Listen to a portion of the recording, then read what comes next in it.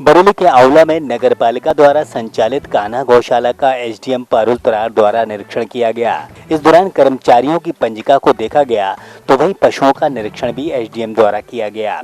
इसी के साथ प्रतिदिन हाजिरी लगाए जाने का निर्देश दिया गया तो पशुओं की संख्या में इस दौरान अंतर पाया गया, जिस पर उन्होंने नाराजगी जाहिर की। इसी के साथ दान पंजिका में आए रुपयों का भी हिसाब नहीं मिल पाया तो परिसर में खासा गंदगी थी।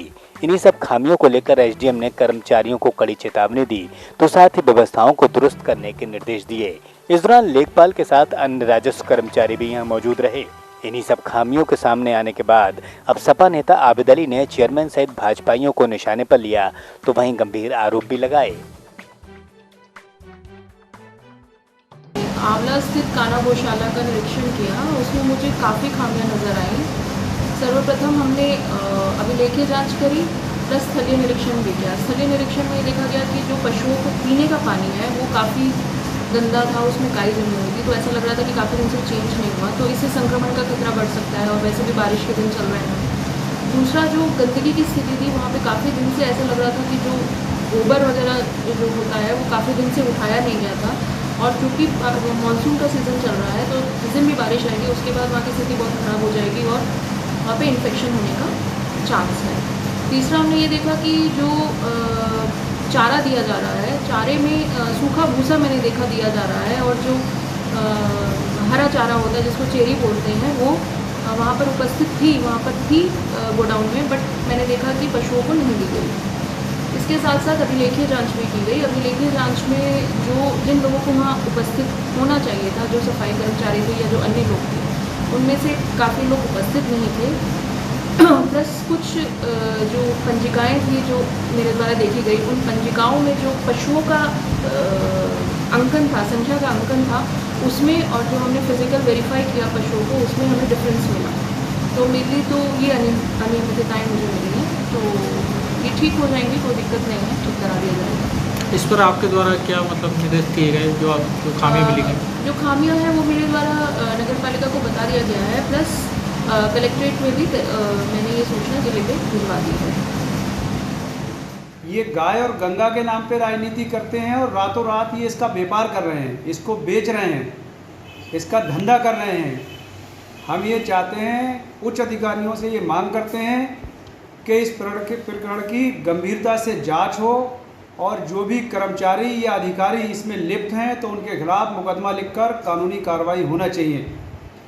दूसरी चीज़, हम उप जिलाधिकारी से ये भी मांग करते हैं कि जिस तरह से उन्होंने ये गौशाला का निरीक्षण किया, इसके लिए वो बधाई के पात्र हैं, बहुत ईमानदार हैं अधिकारी। तो हम उनसे ये अनुरोध करते हैं कि एक बार नगरपालिका का अचानक इसी तरह से निरीक्षण और कर लें और वहाँ के ठेकेदारों को बुलाकर अलग में बात कर लें कि नगरपालिका के अंदर कमीशन की क्या पोजीशन है।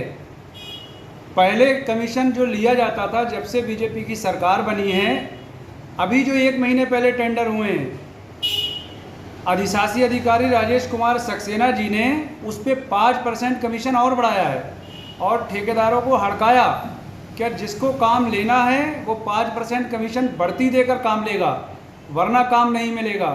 और साथ ही साथ ये भी चुनौती और चेतावनी दे दी है कि 31 जुलाई को मेरा रिटायरमेंट है, उससे पहले काम पूरा कर लो, कमीशन का पैसा दे जाओ, अपनी पेमेंट ले जाओ, वरना तुम्हारी सारी फाइलें लटका दूंगा।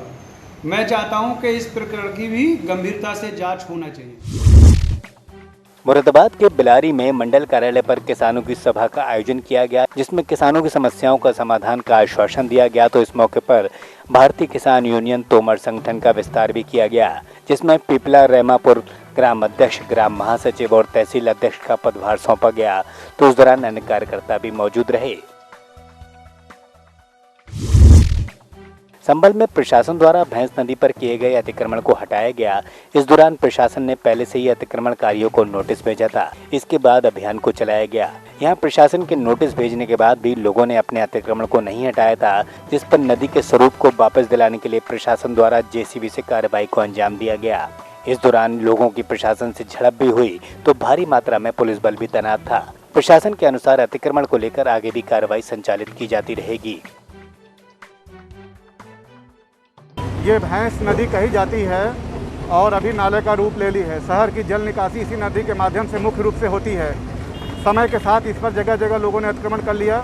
ये अतिक्रमण राजस्व विभाग द्वारा चिन्हित कराया गया था। नगर पालिका द्वारा इनको सभी लोगों को जो अतिक्रमण की जद में आए थे उनको नोटिस दी गई थी। दो नोटिस दिए जाने के बावजूद भी इनके द्वारा अपना अतिक्रमण नहीं हटाया गया और शासन की मंशा के अनुरूप अवैध अतिक्रमण पर सख्त कार्रवाई की जा रही है। जिसका भी अवैध अतिक्रमण है नियमानुसार वो सारे अवैध अतिक्रमण हटाए जा रहे हैं और हटाए जाएंगे। सर, इकबाल महमूद जो विधायक है यहाँ के, उन्होंने एक बयान अभी जारी किया है, उसमें उन्होंने कहा कि ये सरकार मुसलमानों पर जुल्म कर रही है। देखिए, ऐसा है ना कि वो क्या बयान जारी कर रहे हैं उसकी हमको जानकारी नहीं है, ना उनके बयान के बारे में हमको कोई उत्तर देना है।